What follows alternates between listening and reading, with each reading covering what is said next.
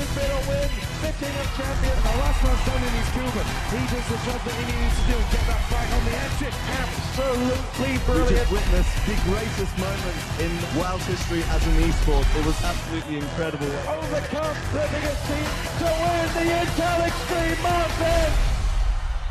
It's going to be FXOmOOnGLaDe here in the 2-clock position as the purple Zerg, and it's going to be the teal Protoss here, aLtAaron in the 7 o'clock position. And I'm joined by my beautiful co-caster Kelly Milkies. Why don't you talk about this game, Kelly? Because you know both these players very well.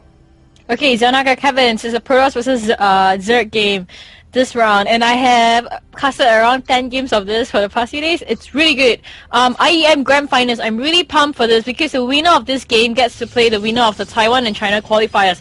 This is really important because you're going to represent SEA to go up against probably a monster like Sen or Loner. That's what I'll be expecting from them. So I would really like to see some really awesome Colossus, Void Ray, Stalker, and Sentry play from the Protoss player, and a really good 300-foot army, which means you suicide half your army into the Protoss army, remake it really fast as a Zerg player, replenish it, and we'll possibly see a Hydra, Corruptor, and Roach army from the Zerg player. I mean, these players have been playing for 5 hours straight. These are very, very top-notch players. You know, Aaron is no stranger to the scene. He's a very, very good Protoss from Clan Alternative. MOOnGLaDe has just been picked up by FX Open, also a very up-and-coming esports team.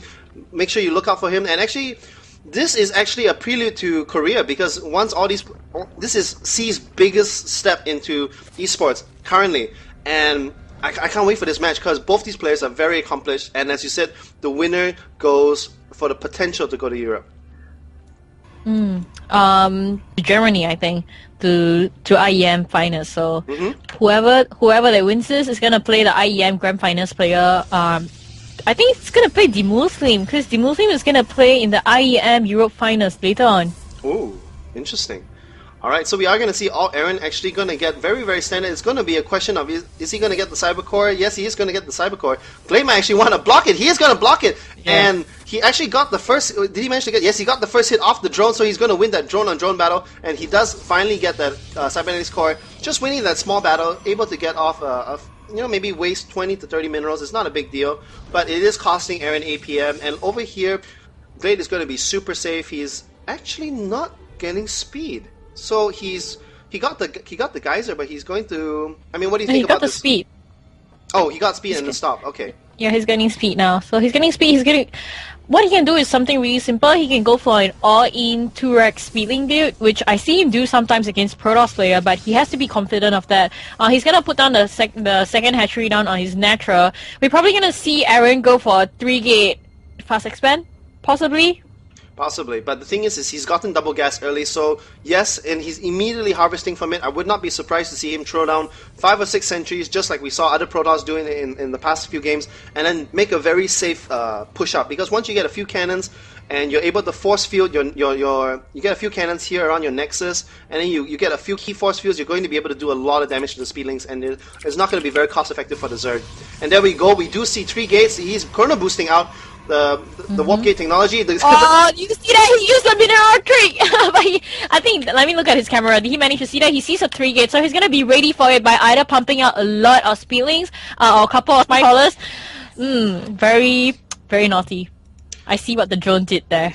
Now that is a very effective trick. If there was no sentry, he would have just scooted past the zealot. But the thing is GLaDe saw everything he needed to see. It is much better to sacrifice 150 minerals drone instead of an overlord, but it seems that GLaDe is going to sacrifice his overlord anyway, and he really does want to see what kind of a unit composition he is going to come here and see. There is going to be a sentry, and GLaDe is coming here for the contain. He does not want the Protoss to get his base, because he knows that as soon as there's a critical number... Super sure. Yeah. And, whoa.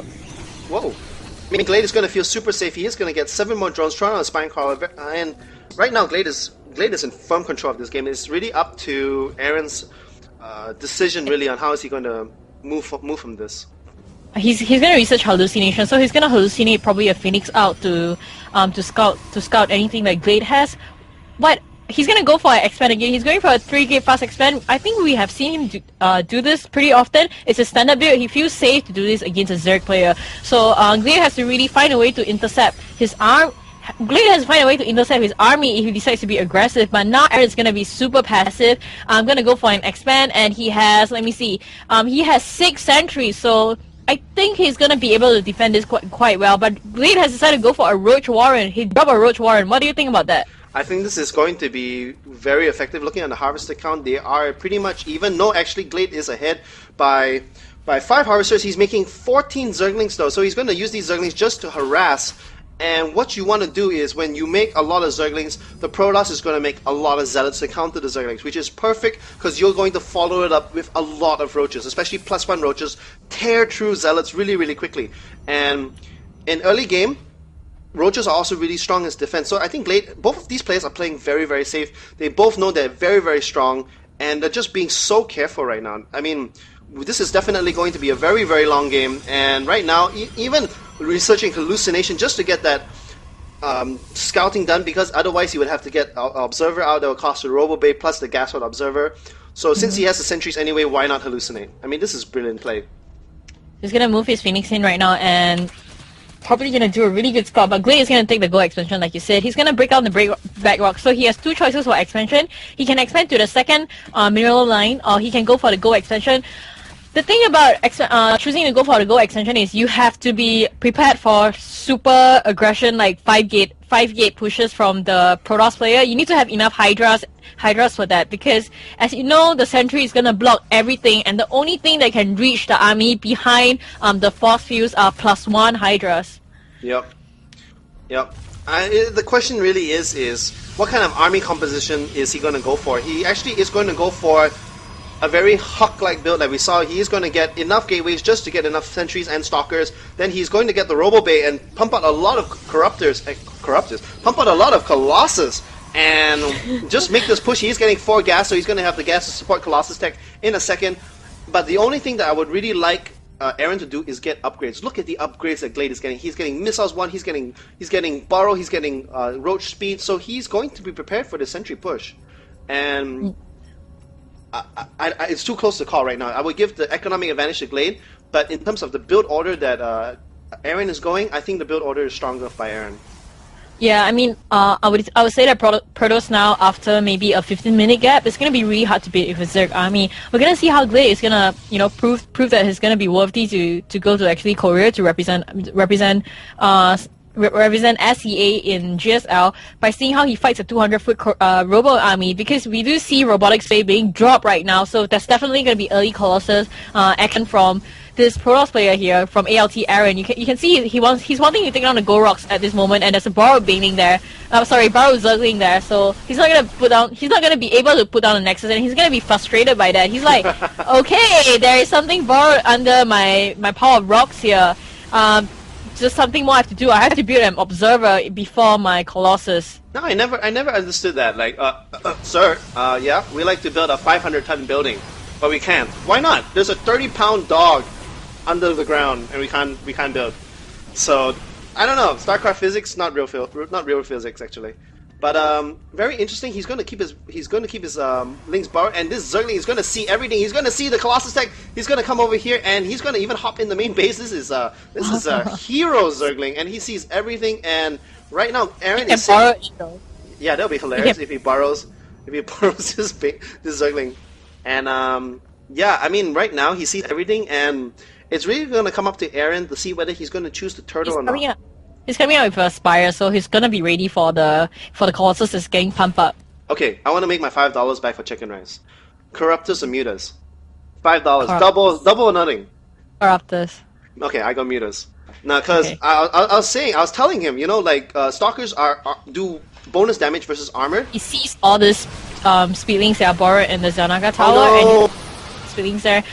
He can't get his speedlings out though, so he knows now that he has to be really careful. Burrow is really early in the upgrade now. He is standing here with his road speed though. He does not want the Protoss player to expand at all. He has his roaches in a really aggressive position. I don't think he can do anything much though, because the Protoss army is way bigger than his.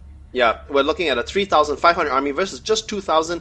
I think he has as many Stalkers as there are Roaches, and the Stalker does more damage and has more health. So this is actually really, really bad. You do not want to fight. He is going to trade a couple Zealots there. He is going to get one shot off, and that was actually pretty worth it. You lose one Roach, you get 2 Zealots, but Glade is just being really, really smart. He is just trying to come over here to harass, but I mean, Aaron's not going to have any of it, and he needs to be careful. He might be force fielded, and okay. Oh, there we go. One force field and able to catch 3 roaches, but that could have been... That was he could have lost like almost half the army there. He was really lucky on that one. He was caught in a really bad position. I don't appreciate him doing that. That was kind of too aggressive for him to do that. And you can see he has 4 hedge running on 3 bases. He's going to be quite ahead in economy-wise at the moment. He has 2,200 worth of mineral in economy and 1,006 for Aaron. But Aaron is gonna not have to, but he is going to expand right now. And I think here comes the Colossus. Here comes the Corruptors. You owe me $10 now. I have no idea what you're talking about. Glade! Oh my god, what are you doing? And the Corruptors are going to come in here. There are only 2 Colossus. There are way too many Corruptors here. And the thing is once the Corruptors kill all the Colossus, they are not going to be able to do anything but sit there in the air but the Roaches are burrowing and they're actually taking out all these Stalkers very, very well. Upgrade. And these Roaches are really, really strong. They do have +2 upgrades, and these Corruptors, that's what I'm saying. These Corruptors, once you kill, I mean, you make 2 Corruptors just for the ability, then the rest make it mutas, man.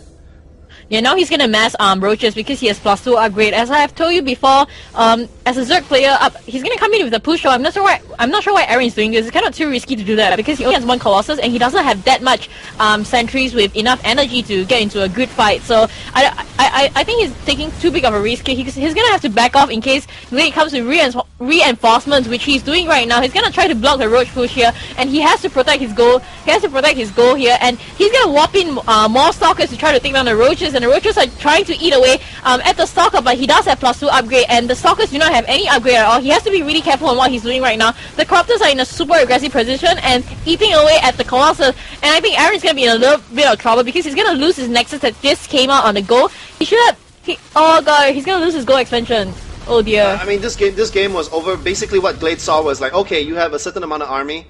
I'm just going to keep my Corruptors there just to deal with any Colossus, and I'm just going to spam Roach because I know that I have the economic advantage. I have 81 Harvesters over 65. Glade's macro is going into insane mode. I don't think I've seen 81 Harvesters here at the 17 mark, and his economy is so strong. Roaches are so efficient, and he is just churning out all these things. He's got two missile attacks and it's so GG. Wow. Well, Aaron was kind of actually winning during early mid-game around the 12-minute mark, but I think he couldn't find a position to go in and be aggressive towards Glade. I mean, he had 5 gate and 1 robo. If he had 5 gate and 1 robo, he could have been more aggressive with his play, and he kind of lost half of his army earlier when he did an engagement with Glade, and he chose to push again, which if he actually just pulled back a little bit, Glade wouldn't have been so aggressive. He could have held up for a little bit longer, and he wouldn't lose his goal, and he would be back on par with Glade. So we're gonna see what he does next round. I'm quite nervous for Aaron right now.